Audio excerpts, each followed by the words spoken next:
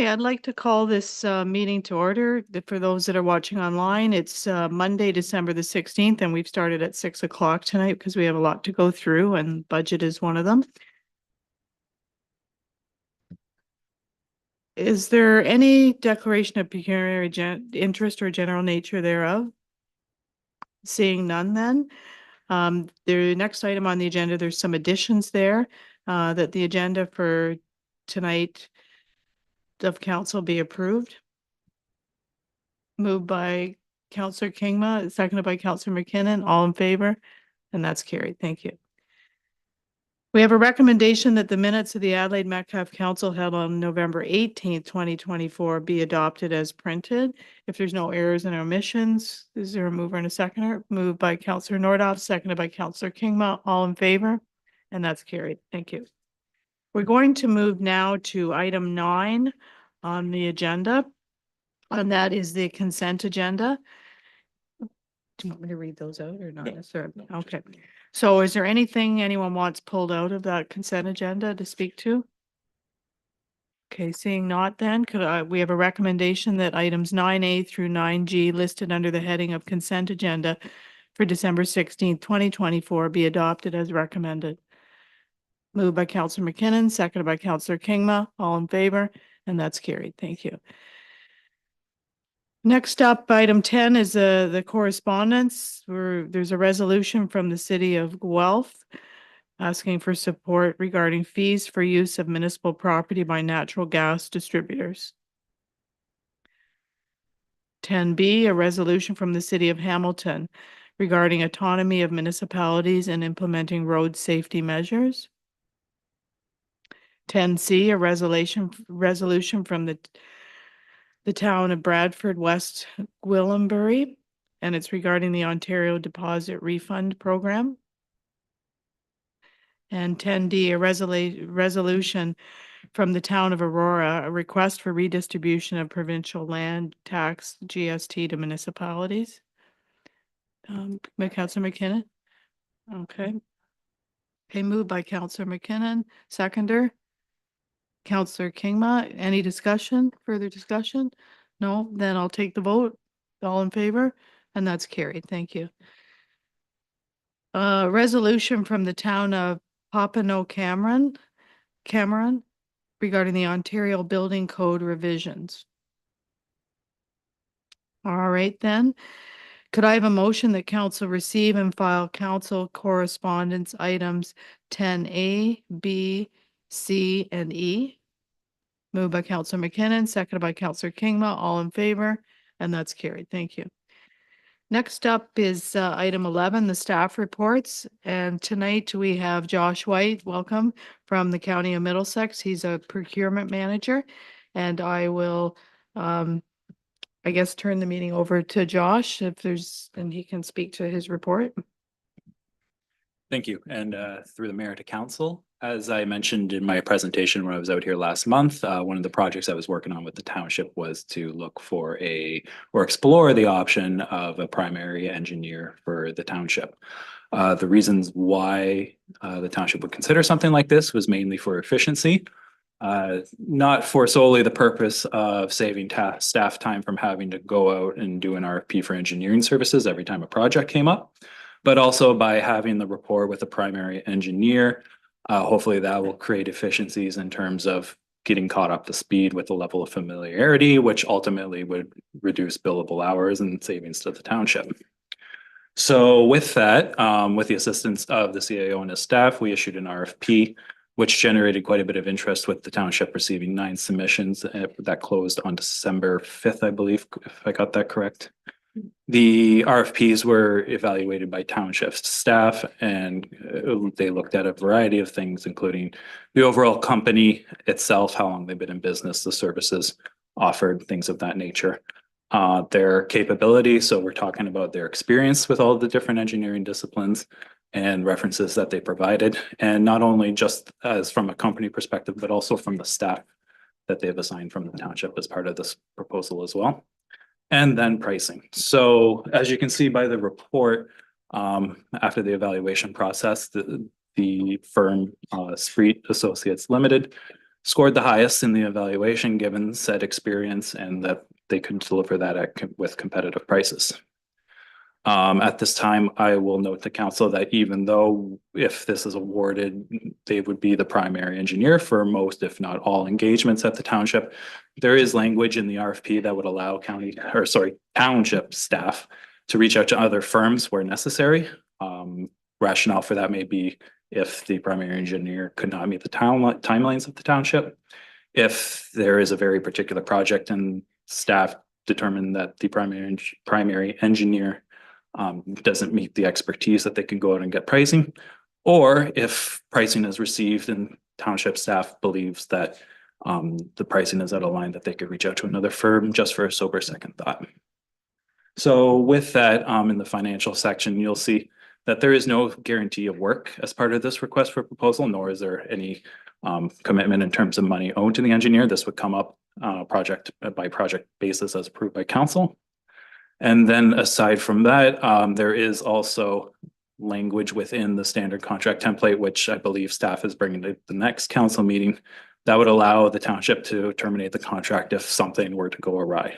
So there's a number of safety measures put in here, although that we're selecting only one engineer. So with that, there are a couple recommendations, I believe, in the report, and I'd be happy to answer any questions. Thank you, Josh. Are there any questions? It was a very comprehensive review. I appreciate you doing that. I thought you did a good job. Any questions for Josh? It was pretty well spelled out, I think, in the report.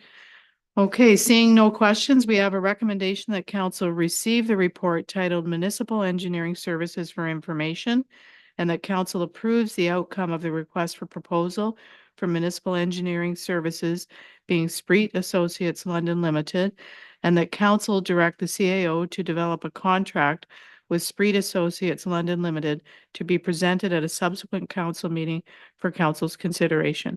Could I have a mover and a seconder? Moved by Councillor McKinnon, seconded by Councillor Nordoff. All in favor? And that's carried. Thank you. Thanks so much, Josh, for coming out from London. Okay, next up is our 2025 fees and charges bylaw, and I'll turn this section of the meeting over to our treasurer, Johnny Pereira. Thank you, Mayor Clerk. Thank you to council. As the township continues to focus on cost recovery, reviewing the fees and charges bylaw on an annual basis is an important exercise to ensure cost recovery through all programs. The goal is to align fees as much as possible and understanding the community's ability to pay with the true costs of the services being provided. Managers do review the respective departments to ensure alignment. There were a number of methodologies used to determine the proposed costs, some of which include CPI, cost of living, true staff time to complete services, and comparisons to neighboring municipalities and previously approved reports and studies to council. A summary of the proposed changes are attached to the report, and in addition to that, it's an entire fee schedule with all fees for 2025. They propose 2025 fees would come into effect January 1st, 2025. The recommendation is to approve the report as presented, but be happy to answer any questions. Thank you, Johnny. Are there any questions? Councillor Kingma. Through the mayor to Johnny, I noticed the wheelie bins are the same price going into 2025. Is that predicated on a full cost recovery scenario? Through the mayor to Councillor Kingma. So wheelie bins have increased by, I believe it's 3.9% outlined there. With that increase, in addition to the recycling being fully producer pay now, the program is finally at a full cost recovery. So it's no longer falling to the tax base. So yeah, answer your question. Yeah, just to follow up on that, I'm wondering if in 2026 we could recalibrate the categories, small, medium, and large, and try to reflect the actual environmental impact of each bin size. through Mayor Clark to Councilor Kingma. Yeah, great suggestion. Something that we can definitely look at. As I think as time passes, they do need to be reviewed to understand those costs. Okay, any other questions, comments? Everything's going up in the world, so it shouldn't surprise anybody. Okay, we have a recommendation that the 2025 fees and charges bylaw be approved. Moved by Counselor Nordoff, seconded by Counselor Kingma, all in favor, and that's carried. Thank you. Next up, 11C, the Kerwood Cat and Bylaw Enforcement Update, and I'll turn this part of the meeting over to our legislative clerk, Michael Barnier. Thank you. Through the mayor to members of council. We've been asked to prepare a kind of a update on the bylaw enforcement, including cats in Kerwood, some of it highlighted by the recent CTV news segment. So we just thought we'd provide council kind of a little bit of history on the issue in Kerwood and a look towards the future. So as you can see, since 2018, specifically with the cat issue, the township has been responding in different manners with different partners at different times. So you see since 2018 that there was 225 cats removed from the property. So we make inroads, the issue keeps growing. So it's not sustainable addressing the problem. Some of it is just a lack of expertise for cats in the municipality and resources. So we and the same could be said to a little bit less degree for bylaw enforcement side of things. There's a series of since I would say 2011 bylaw or issuance and compliance, bylaw issuance and compliance, but it's just gotten worse over time. So we'll look to clean up these properties. So more recently, the municipality, we did bring on the Humane Society on as our animal control partners. So they do have the expertise and some of the history on this project. So more recently, also the provincial animal welfare services has come on board, and they work through the Provincial Animal Welfare Services Act, which is the PAWS Act. So they have a little bit more ability through the province to prosecute if needed. But in this instance, they've received some funding to specifically help with this issue. So Humane Society and AWS are working on the cat side of things. They're going to start in January. They purchased new traps. They set aside some places at the facility. The Humane Society is just moving into a new facility now, so which has delayed a little bit of what's going on. So they will have storage. There is a program and a veterinarian that has provided a low-cost solution. So we will be processing cats on a regular basis. A neuter, spay. We'll first assess the health. And unfortunately, if they are too sick to continue, they will be humanely euthanized. And otherwise, they'll be spay, neuter, clip their ears so they can tell quickly who's been done and who hasn't. And the extra step is at the Humane Society, they're going to be chipped so they can track which animals have been done. So we're proceeding with that on the cat front, and we've been having pretty much bi-weekly meetings. And like I said, that'll begin in January, some of that. And also very soon, and probably into January as well, from a bylaw enforcement, we've just got Middlesex Center. So we've been talking with them how to go about, and it's just not the property in question, but a few other properties in Kerwood that we will be addressing.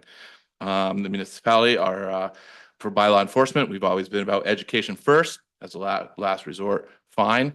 But we will be going to these properties, talking with them, educating, providing bylaws, and then there'll be a follow-up in the spring for to comply with the property standards bylaw. Property standards and tidy yard bylaw. So the municipality through the budget process, we have upped the bylaw enforcement number to 25,000 to put the resources required to fight this issue, and just in general bring bylaw enforcement services up for Kerwood. And the recommendation is just to receive the report, but happy to answer questions. I'll just let Morgan, our CAO, add to that. Thank you, Mayor Clark, and through you to council. The other thing that we have to note is that the property owners are working cooperatively with the township. They have been collecting the cats to protect their welfare, but it does turn into an issue across the village and into some landowners' homes. So they are trying to do the right thing for these cats. They have been working with the township because we're going to rely on them and need their assistance to employ some of these strategies through the Humane Society. There are other agencies that are more equipped to deal with the welfare of cats than a small village in this case. So I did want to note that the property owners are doing what they think or believe is a good thing. It just has unexpected consequences that are negative to surrounding landowners, and they are working cooperatively with the township to help resolve this issue. Thank you. Are there any questions? Okay. Yeah, I think it's important just to piggyback on what's already been said is that we have been aware of this issue. We have been trying to deal with it. It's been an issue for some time, so it's going to take a little time to get through this. So anyway, Mike, your report's great. Thanks. It gives the history of the action that we've been working on and taken in the past. So I appreciate that. Okay, if there's no questions or further comments, I have a recommendation that council receive the Kerwood Cat and bylaw enforcement update report for information. Moved by Councillor Kingma, seconded by Councillor McKinnon, all in favor, and that's carried. Thank you. Next up is 11D, the drainage superintendent, and I will turn this part of the meeting over to our CAO, Morgan Kelp. Thank you, Mayor Clark, and through you to council. Coulter, if I miss anything, you make sure you hold me accountable. This is probably one of the longer reports that we've written for council, but there were quite a few things to consider.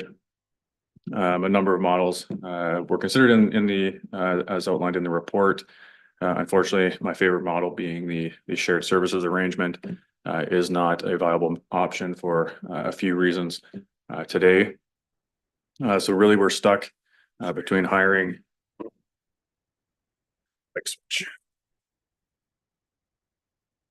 Good. Really, I'm stuck between recommending hiring a part-time individual or hiring a firm or onboarding a firm to do the work. Given the pricing that we've seen, preliminary pricing, Colt and I are more inclined to recommend that we take a look at a firm-based model.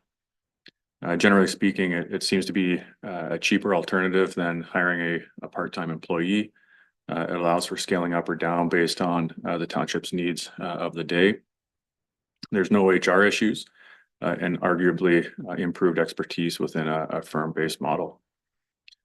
Staff will have to monitor, of course, the service level, including response times and customer service. We do take a customer service focused approach here. So we do have that ingrained into our culture, and some of those challenges could creep up on us if we're not careful about how we're delivering the service through a firm. This model also provides for some time to potentially identify an internal or even an external future staff member to take on the drainage superintendent work. It might be something that somebody wants to put their hand up for within the organization, buying ourselves some additional time. There may also be timing consideration in terms of a future shared service arrangement based on what other organizations or communities are doing around us. So saying all that, I'm really just recommending to council this evening to leave the budgeted monies the same, so it allows us to scale up and down or down a service or make a significant pivot in 2025, but really to direct staff to look at a firm-based model for the provision of drainage superintendent services. Happy to take any questions at this time or the recommendations in the report. Okay, any recommendations? Councillor McKinnon? Through the mayor to the CAO. Excuse me. We've committed to a contract with Spirit Associations for now. Could we look at adding them as a drainage superintendent in that contract? So great question, Councillor McKinnon, and through the mayor to you and council. There are some procurement factors to consider in terms of it is a service that was not directly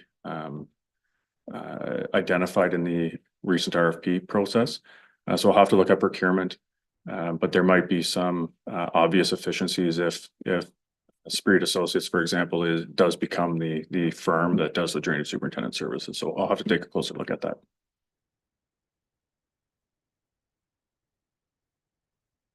Okay, thank you. Any other questions or comments? Councillor Kingma? Through the mayor to Morgan. I'll be voting in favor of your recommendation. But usually when an organization outsources, they're usually trying to take care of a function that isn't part of a core competency. But I do believe drainage is one of our core functions. And I would like to see this brought in-house as soon as possible.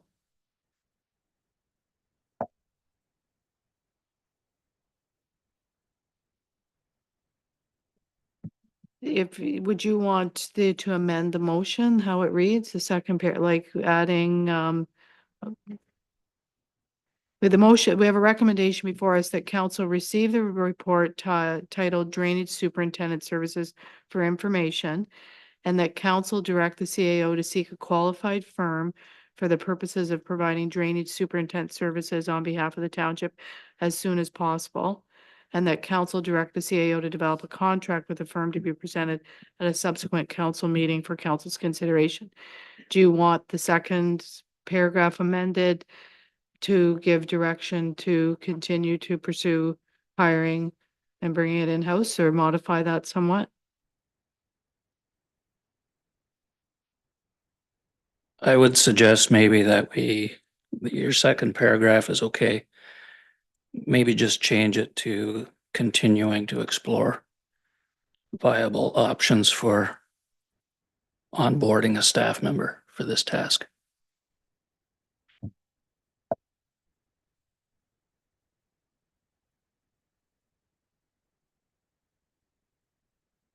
I may, I'll just add a comment, if it pleases the mayor. Thank you. The drainage superintendent is a pretty special capacity. So they put a face to our organization. In many cases, they're out and about, and we can build a rapport with our community by having someone on our staff that really likes us and vice versa. Okay, so we're going to amend then the second paragraph to read, and that council direct the CAO to seek a qualified firm for the purposes of providing drainage superintendent services on behalf of the township as soon as possible, and continue to explore viable options to onboard an individual for this task. Are you agreeable to that? Amending the motion to read that, the second paragraph only. Okay, could I have a motion for that, please? Moved by Councillor Kingma, seconded by Councillor Nordoff, all in favor, and that's carried. Thank you. I'll give it to you later, sure. Okay, is there any other business? Did anybody, Councillor Kingma? I'm glad Johnny's here. Maybe he knows the answer through the mayor. Does our township have now a formal process to remit development charges to the county? Through the mayor, through to Councillor Kingma, yes, we do. So that was sent out to all the lower tier municipalities, I believe a week or two ago, of what that process will look like. Yeah, we'll be remitting those. I believe it's twice a year. I have to still go through the details. But yeah, it was communicated to all the lower tiers and there is a process in place to remove those. So I can maybe add to that, but we had a budget committee meeting at the county today. So the DCs, they are, that's true, twice a year, they're gonna be remitted. That's the plan. And their expectation on the county, based on growth projections, excuse me, is they'll collect between 2.2 and 2.5 million. And then that will assist greatly with roads and meeting the need to have growth pay for growth. So just so you know. Okay, any other business? Counselor Kingma? Through the mayor to Dan, if possible. We had SCBA's tendered. I'm wondering if there's any exciting results from that. You don't have to get too particular about your comments, by the way. Thanks, Garrett. Through Mayor Sue to Councillor Kingma.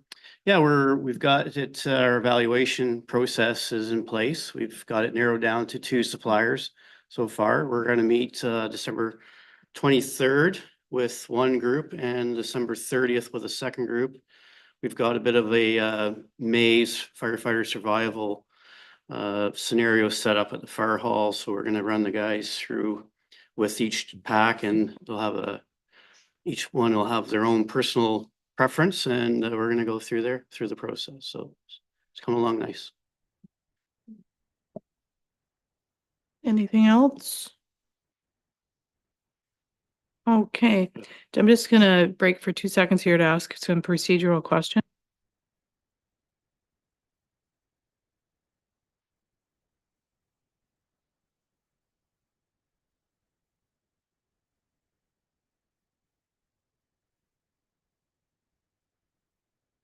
Okay, so we're now going to go into closed session. And then when we come out of closed, I think at that point, we may be taking a slight recess so that we start right on time at 7 with the Committee of Adjustment. We have to honor that time. So could I have a motion to that council adjourn to closed session at 6:29 PM pursuant to section 2392 of the Municipal Act 2001 as amended to discuss the following matters. Personal matters about an identifiable individual, including municipal or local board employees, specifically the employment contract of the chief administrative officer. Could I have a mover and a seconder? Moved by Councillor Nordoff, seconded by Councillor McKinnon. All in favor? And that's carried. Thank you.